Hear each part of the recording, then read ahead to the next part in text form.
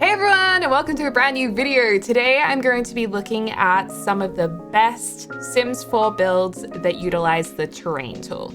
Now the terrain tool came in a game update like a few years ago now, and it really did transform a lot of people's builds, but I personally really suck at using it. I need some help with it. I need some inspiration from other people's builds. So that's what we're gonna check out today. And hopefully we can get some skills and ideas on how to use it in our own builds. What I've actually done is I went to the Sims 4 gallery and I looked up the hashtag terrain and then I sorted them in the most popular. So I think it's safe to say that these are the most popular builds using the terrain tool. So this first build is by BearSims20, who I believe also has a YouTube channel.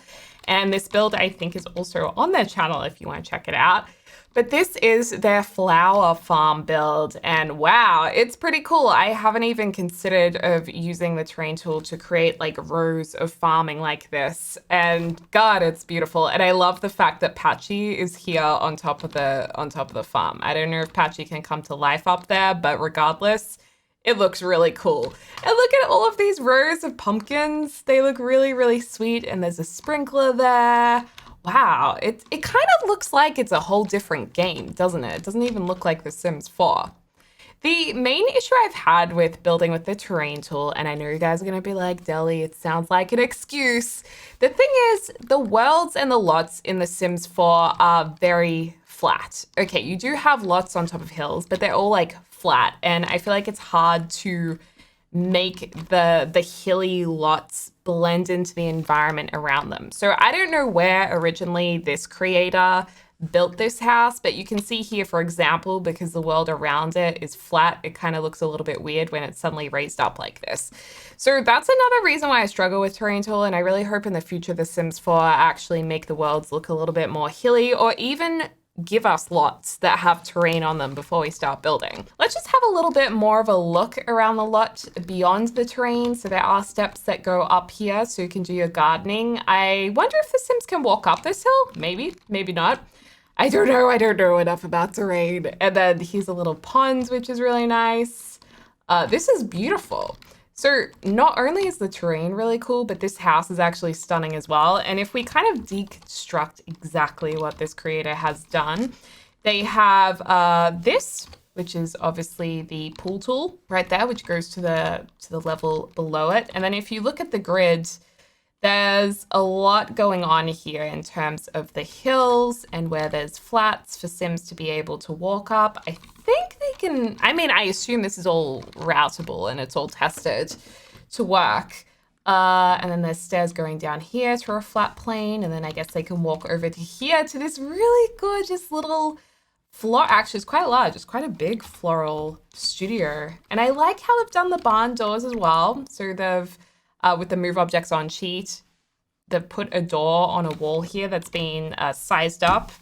So that's quite clever as well. And I think the good thing about looking at other people's builds and looking at them carefully is you can kind of pick up skills and ideas on how to achieve this yourself. So the back of the lot here, that's kind of plain compared to the rest, isn't it? But I suppose you're not meant to look there. Shh. But this is so nice. Let's maybe go into here and check it out. Oh, very nice. Got a nice dining area. Love those mismatched chairs. Love me some mismatched chairs. We've got a nice little kitchen in here. I don't know why I keep describing things as little, because none of this is little. A nice, not little lounge room. Interesting, the TV in the middle. I always put a TV up against a wall. I think these curtains are my fault from how I loaded up the game, so ignore that. Now I'm looking from it as a bird's eye perspective, because as you guys know, you can't place staircases on diagonals. They have to be square onto the grid. But a lot of this house is on a diagonal. So I always like to see the stair placement of how they make the walls diagonal, where they straighten up the rooms and where they decide to place the stairs. It actually is quite technical, not to mention when it comes to roofing. This person's gone with a lot of layered roofs. There's a lot going up here. It does enclose the house and it looks really good from the front.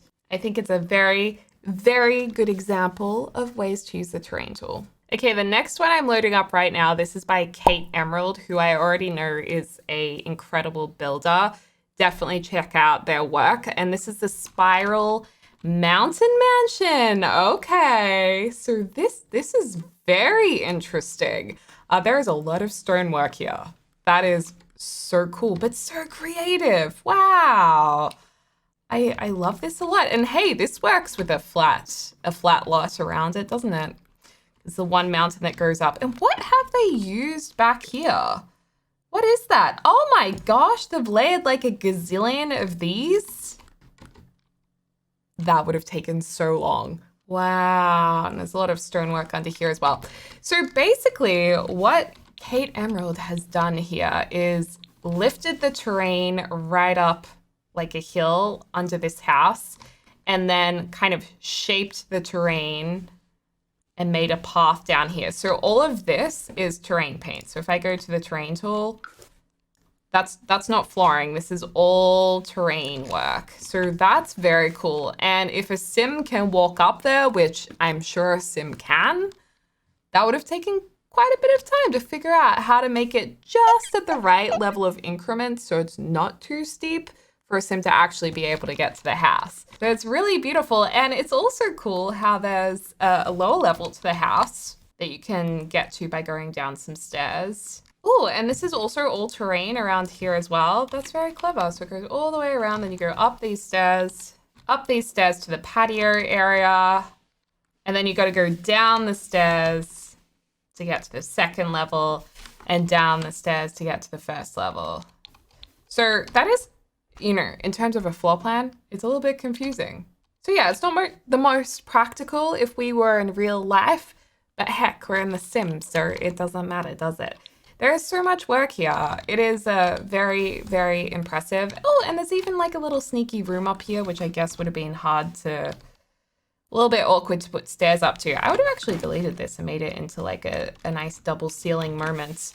But in any case, this is beautiful. And can we also appreciate the exterior decoration with all of these really gorgeous balconies, floral arrangements? I like how I think there's tried to be somewhat of a Tudor style build by putting in these columns here maybe, or maybe they're just meant to be columns. I don't know, but that's kind of what it made me think of.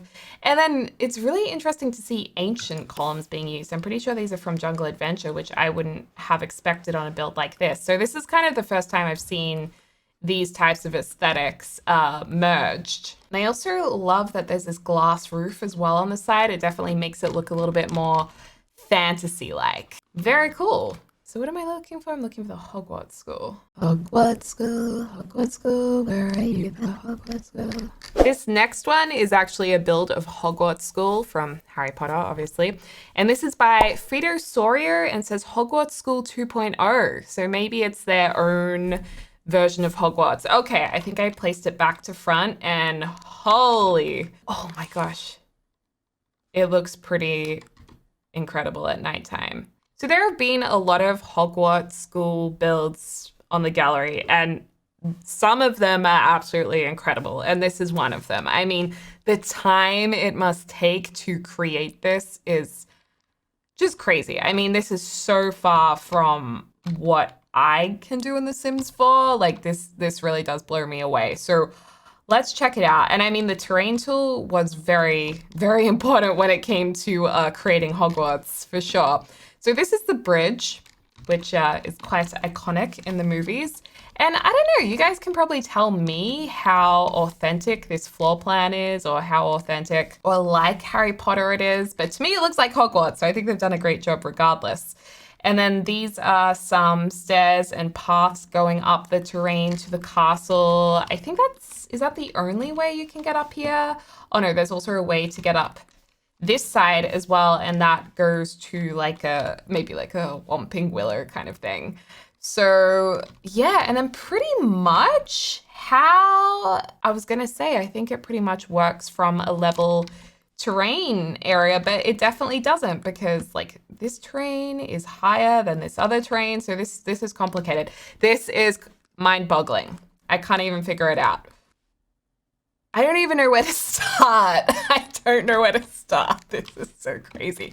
Why don't we go over to here? So this looks like kind of like a courtyard. I love how they've put the clock up here through using this full-on clock object, and they've put it on top of this other object from the romantic garden stuff back. Oh, wow. So many arches. Oh, look, here's all this is the grand hall with all the floating candles, and the teachers sit along here. Very nice. Actually, that works pretty well from coming to the entrance. This is meant to be Hedwig, which is pretty cool as well. Then these must be the rotating staircases and all the portraits on the walls. And then down here is, well, this must be like the Hufflepuff common room, I suppose. And then it looks like there's a Ravenclaw room across a little bit as well. So, you know, many rooms to explore. So freaking cool. Oh, wow, there's even another bridge over here to this side of the school. I mean, there's classrooms in lots of places. I wonder where Dumbledore's office is. There's the library. Do they have the restricted section? Oh, this looks like, wait, this looks like it might be near Dumbledore's office. I don't know. There's lots of planters over here. This is so cool. Oh, is this the prefect's bathroom or just like a bathroom? It kind of looks like the prefect's bathroom. This must be the isolation cabin over here. This would be Gryffindor common room, I suppose. I don't know if they did Dumbledore's office. If you guys can spot it, do enlighten me. Is this a Ravenclaw common room? Or maybe that was his office. And down here we have dungeon potion room, maybe. Maybe this is Snape's office. And then over here, this is the Slytherin common room, which looks fantastic as well. Again, a very complicated use of the terrain tool and seriously, seriously impressive. I don't know how people create stuff like that. I seriously don't know.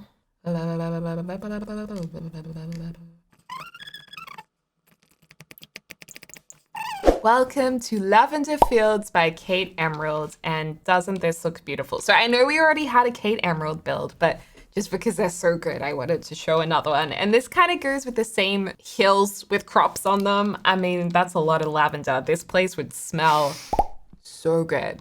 I absolutely love lavender. I actually tried lavender tea the other day for the first time.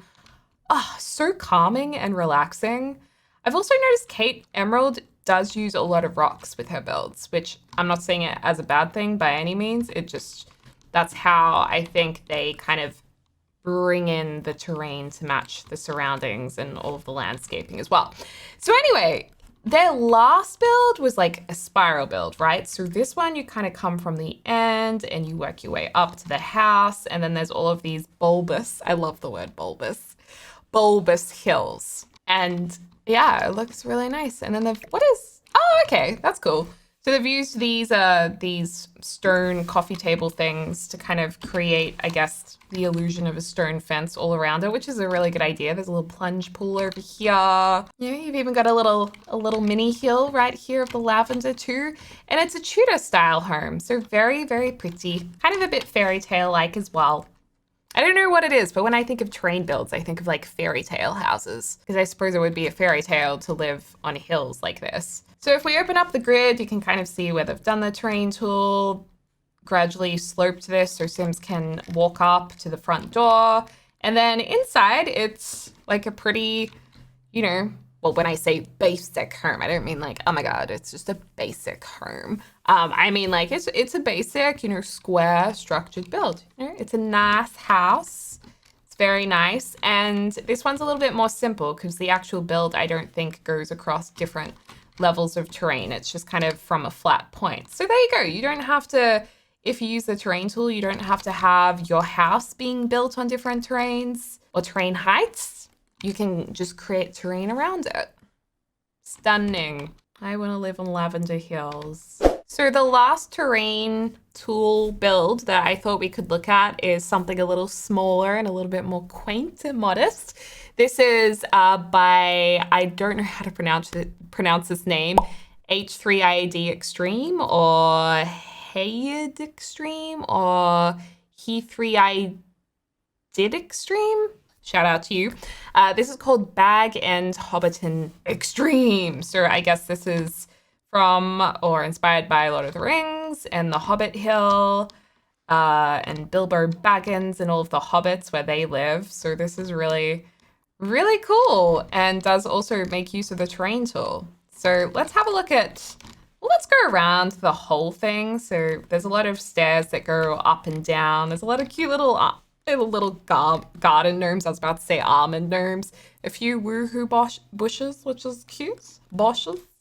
So yeah, there's a lot of like uneven terrain that goes up and down and around and lots of places to sit down, and it's very cute. But the other thing that they've done to kind of blend in these hobbit homes is they've actually used curved roofing with this sort of astroturf grass on top of them. So it's not actually the terrain that's on top of this, it's roofing.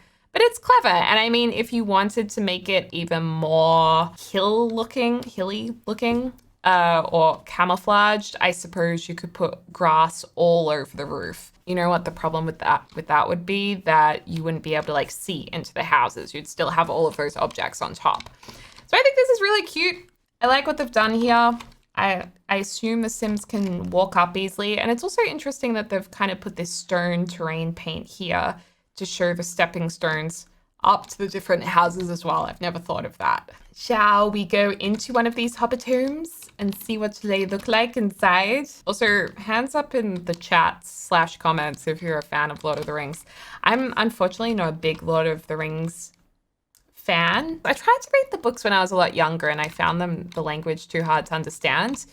But I should try and read them again, I think, now that I'm old.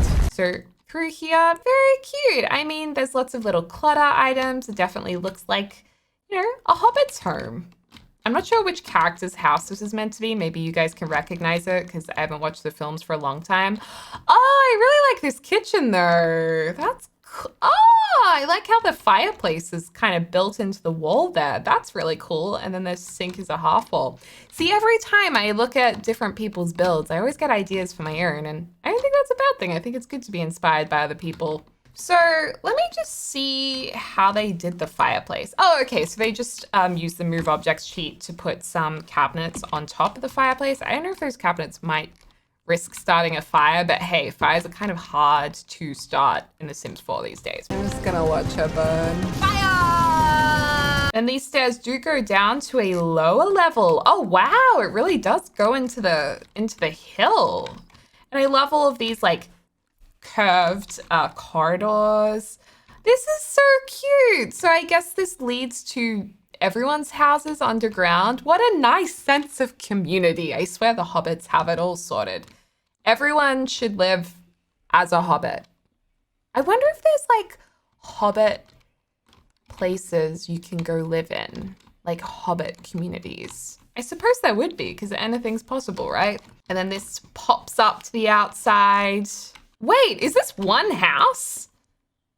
Oh, I thought this was a community of houses, but I think it's just one big house. Oh, okay, well that's embarrassing because I was like, yes, it would be so cute if under everyone's homes we could all be like a little community. But no, this is just one selfish hobbit's house. How dare they not have multiple houses in this gorgeous hobbit hill? Well, there you go. That's one pretty amazing house and very unique, very different. Certainly very different to the other builds we have seen today. I'm also kind of curious to see if I did any terrain builds. I know I've used a bit of terrain in some of my builds, but I can't remember if I tried really hard to do a terrain build when it first came out. I don't know whether Gallery has done this recently, but so many of my builds you can't locate or the thumbnail doesn't show up. I don't know what happened. Okay, well, I can't find anything that is terrain themed in my build, so maybe that's something that I should do and come up with, because I ain't seen much here in my catalog, and it's kind of embarrassing. Well, without embarrassing myself anymore, I'm going to end this video right here. Let me know if there's any other gallery searching, highlighting videos you would like to see. And as always, I hope you're having a lovely morning, afternoon, or evening, wherever you are in the world, and I look forward to speaking to you all soon. Dag dag!